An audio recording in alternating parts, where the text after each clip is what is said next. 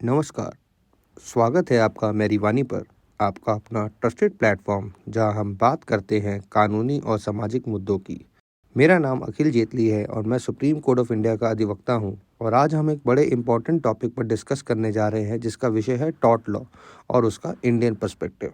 Tort law एक ऐसा कानून है जो सिविल रॉन्ग्स को एड्रेस करता है, यानी जब एक व्यक्ति के एक्शन से दूसरे व्यक्ति को नुकसान होता है तो उसके नुकसान की भरपाई पूरी करनी होती है।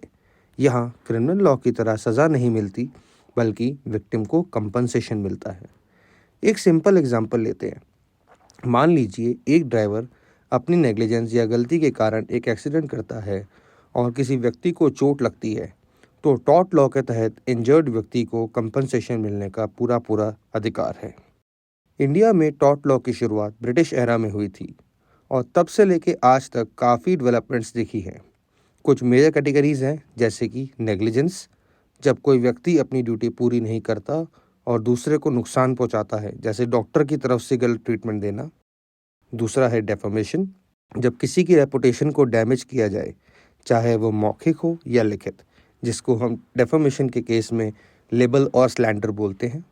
तीसरा है न्यूसेंस, जब किसी के एक्शन से दूसरों का पीस या प्रॉपर्टी डिस्टर्ब करते हैं, जैसे लाउड म्यूजिक या इंडस्ट्रियल पोल्यूशन।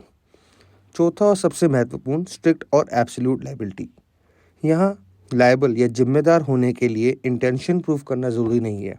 इसी पे सुप्रीम कोर्ट ने एक लैंडमार्क जजमेंट दी थी जिसका नाम है MC Mehta versus union of India, जिसको हम बड़े तरीके से जानते हैं, जिसका नाम है Bhopal gas tragedy case. Supreme court ने एब्सोल्यूट लायबिलिटी का प्रिंसिपल दिया था, जो कि इसमें एक परफेक्ट एग्जाम्पल है।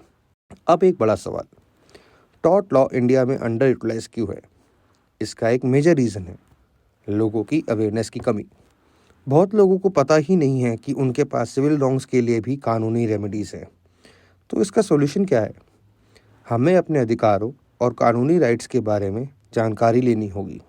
एक और ज़रूरत है जुडिशियल रिफॉर्म्स की, जिससे केसेस का समाधान या रेजोल्यूशन फास्ट हो सके और विक्टिम्स को टाइमली कंपनसेशन मिले। यह कानून सिर्फ एक लीगल फ्रेमवर्क ही नहीं, बल्कि एक ज़रूरत है। अगर आप कभी किसी नेग्लिजेंस, डेफेमेशन या न्यूसेंस के शिकार होते हैं, तो आपके पास अपना हक मांगने का कानूनी रास्ता है। मैं आपसे यह रिक्वेस्ट करता हूँ कि अपने अधिकारों को समझें और कानून का इस्तेमाल अपने और समाज के हित में करें। धन्यवाद और बने रहे मेरी वाणी के साथ। Stay informed, stay empowered. जय हिंद।